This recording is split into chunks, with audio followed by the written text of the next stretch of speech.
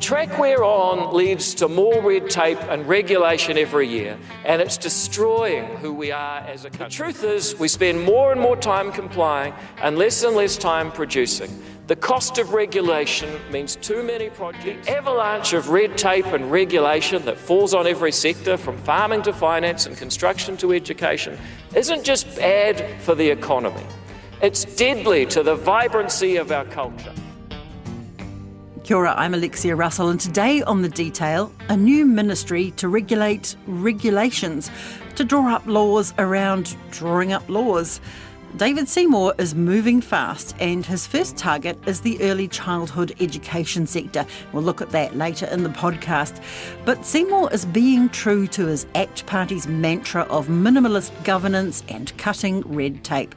What could possibly go wrong? Around 42,000 homes may be affected across the country.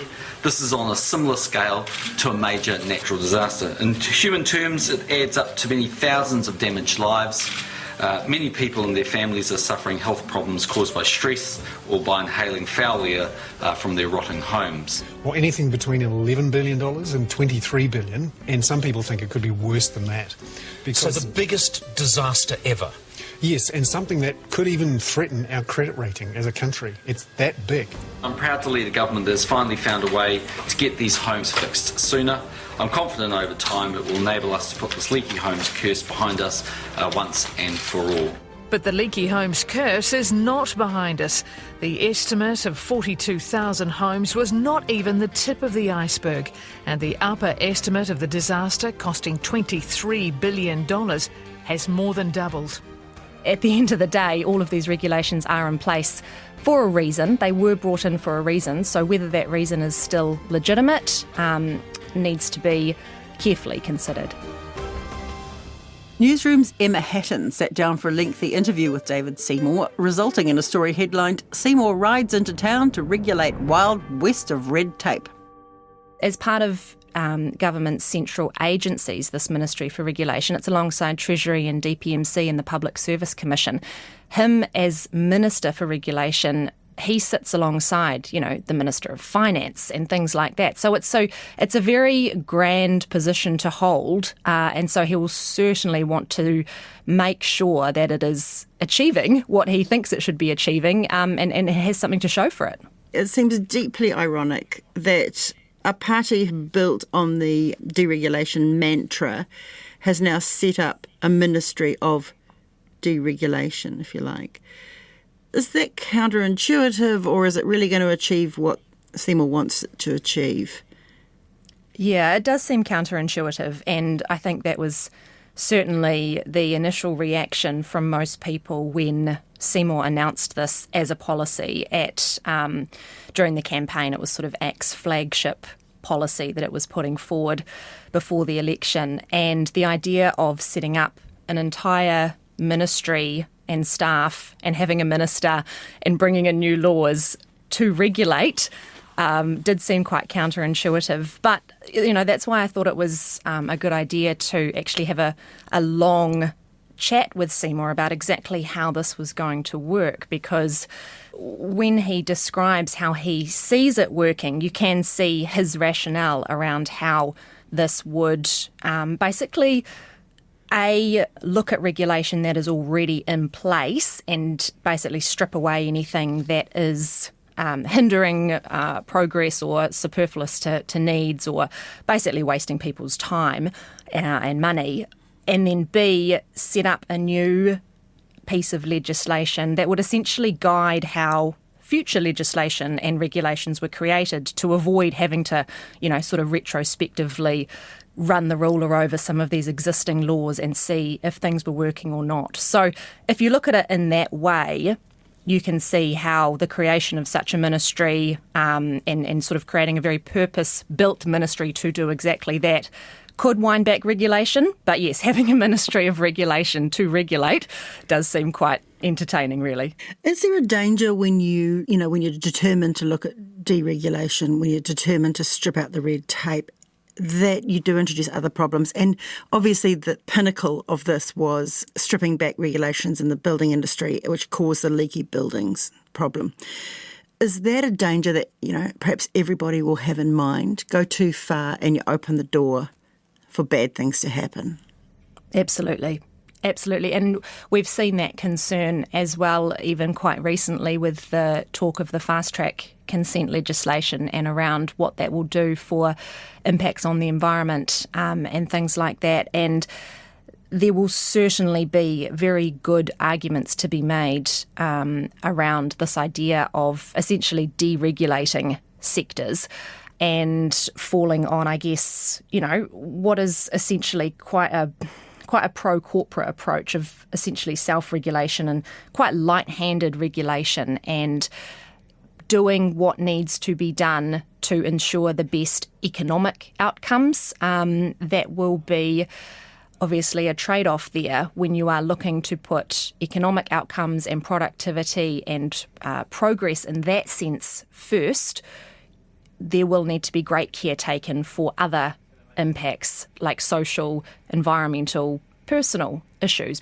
It will probably be quite a good litmus test, I suppose, to see how the public responds to whatever comes out of it, because there are, like we've talked about, there are real people at the heart of it, and rules were set up for a reason. And so especially when we're talking about vulnerable people like young children, preschoolers and babies, then absolutely. But at the same time, there will be a push to make things easier, because you've got people running centres who can't maybe do what they need to do to actually look after the children. They're too wrapped up in paperwork and that sort of thing. So there are two sides to it, but certainly the stakes are very high when it comes to looking at a sector like early childhood education.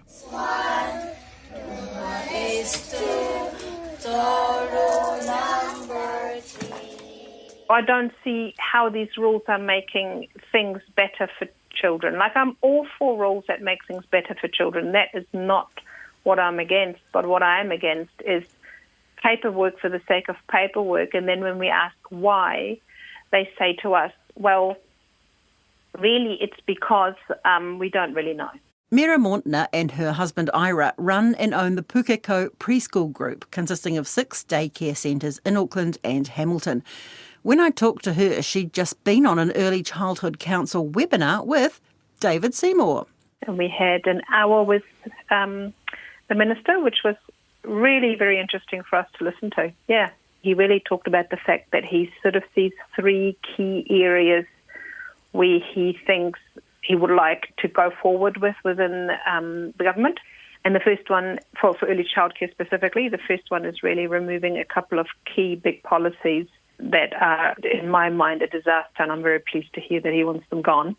And then the second thing he wants to do, he kind of wants to look at all the small nitty-gritty regulation, that creep that has happened over the last 20 years that have made our job really quite complex, both as centre owners but especially as teachers on the floor. I mean, the amount of paperwork we do now is just obscene.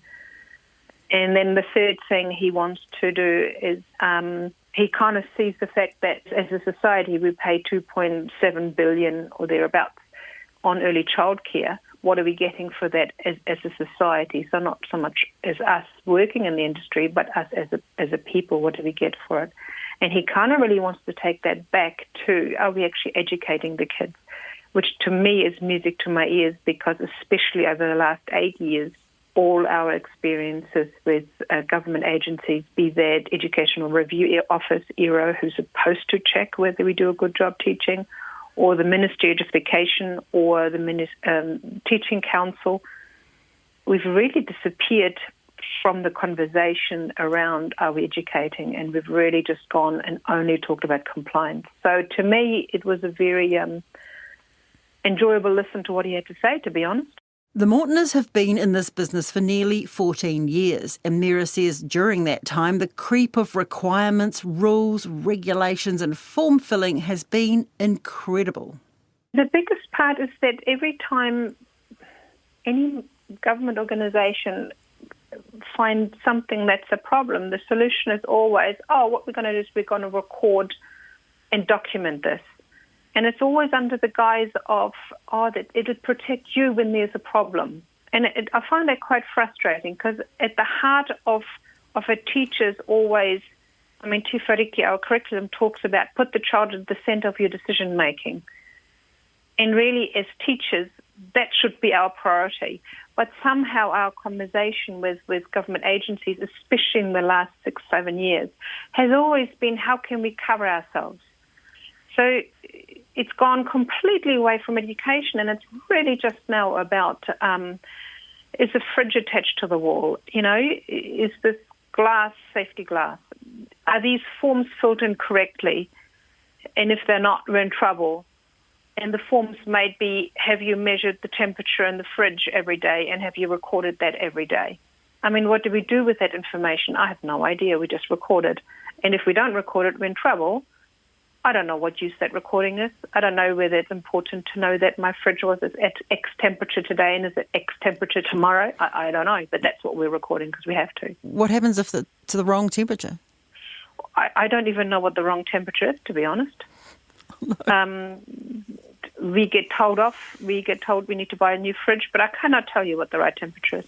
There are the constant reviews and health and safety checks, often with the Education Review Office and the Ministry of Education checking the same things within months of each other, and that comes with a cost. We don't pay for it, but if you think in terms of the hours that staff or me have to spend on preparing for that to make sure everything is available for these people when they come through, spend the time talking to them, it is costly in that kind of context. So I don't pay for them to do it. We pay for that as a society through a tax dollar. I don't personally pay for that. But I do pay for it with staff having to do an awful lot of prep work for that, which is hours and hours and hours. And, of course, each hour is an hour paid, right? And I guess each hour they spend doing that, you've got to bring another teacher in to look after the children. Yes, absolutely. Because every time somebody's doing paperwork, they can't be teaching the children, right? One of Mira's centres failed a review because it didn't have the word warmth written in its policy documents for checking on sleeping babies. And that gets noted on its publicly available records not meeting health and safety standards. But the same policy documents had passed in a different inspection at a different centre 6 months previously. See, I'm not advocating for any standards to be lowered. And that's what I'm advocating for. What I'm talking about is, for example, this word warmth.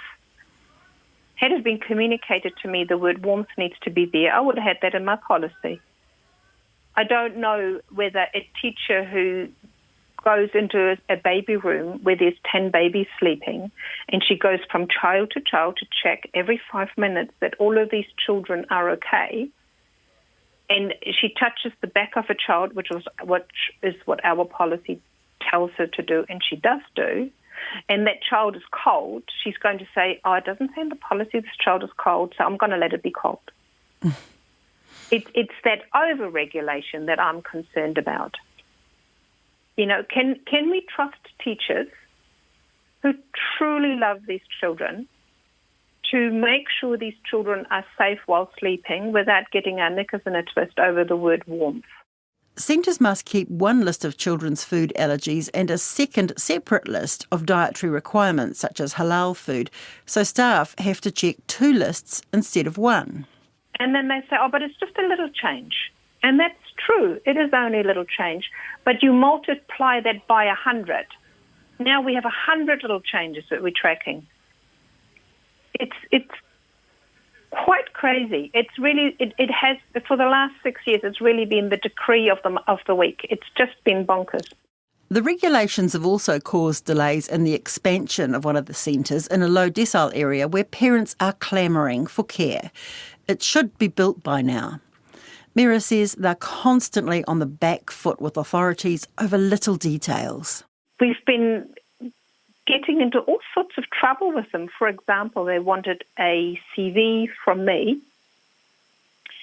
to see what kind of work I've done in the past, because what they're trying to establish is whether I am personally a safe person, a fit and proper person to run the centre, even though I am already running the centre and they have already assessed me as fit and proper because I've been running that centre for a year. over a year. And you also run 5 other centres. Yes. And they have all of that documentation at their fingertips. And just as one example, when I sent my CV in, I sent in you don't put everything you've done in your life in your CV because it would just be too long. You only put the relevant stuff in. So I sent that CV into them. And then they turned around and said, well, actually, your CV is inaccurate. You're not telling us the whole truth. Please tell us the truth. What was the problem? I hadn't added into my CV my volunteer work in Play Centre 30 years ago. Mira has hope that this is the sort of red tape that David Seymour will cut, saying the sector's been demoralised and blindsided by the overwhelming amount of tiny and constant policy changes. But if change is coming, it won't be instant.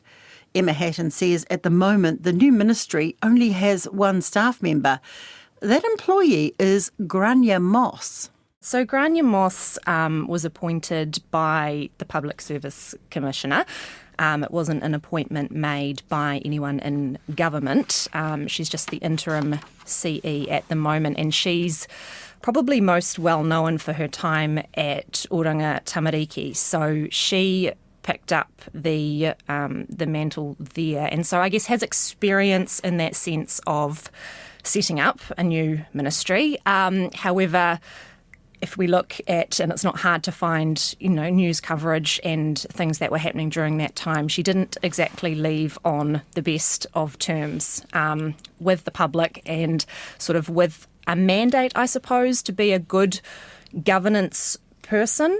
I'm not set to resign. Yes, I can confirm I'm staying in my role. She's made the decision to step down from that role, and I respect that decision. It wasn't that long ago that she was saying she wasn't going anywhere, just in November last year. So what's changed? Well, she's decided that now is the right time. That public buy-in aspect of having Grania Moss at the helm will be interesting to say the least. And, basically she's the sole employee at the moment. She's the employee on paper. Nothing's really started. David Seymour is basically leaving straight down the middle. Whether she becomes a permanent appointment there is to be seen. He said, maybe in 6 months we'll see how things are looking, see how things are shaping up, and it could go that way. But he's definitely not making any promises that she will be the one who's going to stay on in that role for any long-term period. Given that she's sort of renowned for her lack of public consultation, does this actually line up with David Seymour's wish list? Possibly. It depends how much work Grania Moss is going to be expected to do in this initial interim period, whether the expectation is to simply set up the ministry as far as an operational and governance side of it goes, getting staff on board, bringing in people to the ministry itself, securing office space, getting the nuts and bolts of it working, versus the actual work that will start to be done. For example, he is quite keen for the early childhood sector to be the first sector to be looked over here. So how much of a handle she will personally have in that, and like you say, how that translates to public consultation and feedback, and whether it is done in a way that everybody feels heard and everybody's happy with the outcome. I think that's an open question given the track record there. So it will be interesting to see how that works out. I would have thought, with the government's stated aim of slashing the public service, that there would have been a few spare public servants around that have got untarnished reputations to do this job. Yeah, well, and the interesting part to that as well is, of course, they disestablished the Productivity Commission to make way for this new Ministry of Regulation. So that was a department set up to basically do what this new ministry is planning to do. They have experts in there. Well, I say they had experts in there who were, well versed in regulation and regulatory impact statements and that whole checking of regulations and how that would translate into productivity and getting things done, the Productivity Commission had those people in there. But, of course, they did more than just look at regulation. Their mandate was, wider under the Labour government to look at more things. And so they stripped the Productivity Commission out, and no staff from the Productivity Commission have actually been asked to join the Ministry of Regulation. Well, not at this point anyway. Basically, Seymour says it's an open book. If they want to apply, they can apply and go through the regular process. But like you say, you would think having that expertise on hand, you'd have made better use of it. Regardless, when the ministry gets up and going, it will look first at the early childhood sector, which happens to be Seymour's responsibility. I think it is certainly fair to say it's been seen as a problem area, and it's an area that the ACT Party in particular has been quite hot on in recent years, and in particular in the lead up to the election they campaigned quite heavily on regulation in the education system and ECE in particular. And now with Seymour holding the delegation for that sector, he's had interactions and meetings with people and has probably just really solidified his belief that this is a sector that needs to be stripped back, basically, and have the rules and the regulations, the rules around owning and managing ECEs and health and safety and all sorts of things, some of which will obviously be there for very good reason. But there are things around, funding structures and systems and placement numbers and how that flows on. There'll be all sorts of things there that I think he will certainly want to have that ministry get stuck into and really see what is worth keeping and what is not actually required. How it works is the ministry will convene a team, look over the entire sector, obviously you would hope in consultation with that sector, and go through what is working and what's not and what could change and what could be stripped out basically and how things could be made easier. All of those recommendations would go back to the minister with responsibility for the sector to basically answer for it and say, look, these are all the problems that we've identified. What do you think we should do about them? And that minister would then say, yes, we need to fix all of that, we need to change it, and we're going to do it in this way. Or they would say, this part of it should stay, and I think it should stay because, ABC. And they would need to sort of justify themselves, justify that rationale to the public. And that's quite a good transparency lever, I would think. And then basically anything that gets changed would go through Parliament, through an omnibus piece of legislation, and just knock it all out of the park in one go. But there is that shadow hanging over the word deregulation. You ask anybody about deregulating or having a light-handed approach to regulation, the building and construction sector is certainly one that's going to spring to everybody's mind. I mean, Seymour would push back on the idea that this work seeks to undermine, good, solid regulations that are there for proper health and safety or environmental or whatever reason they are there to do their job. But certainly there is the risk that by stripping out regulations or simplifying processes or whatever it is that happens as a result of these reviews, that we do end up with so-called, quote, unintended consequences from things like what we saw with the leaky buildings example. That's it for today. The Detail is supported by RNZ and NZ On Air. Thanks to Emma Hatton and Mira Mortner. This episode was engineered by Phil Benge and produced by Gwen McClure and Davina Zimmer. I'm Alexia Russell. Ka kite anō.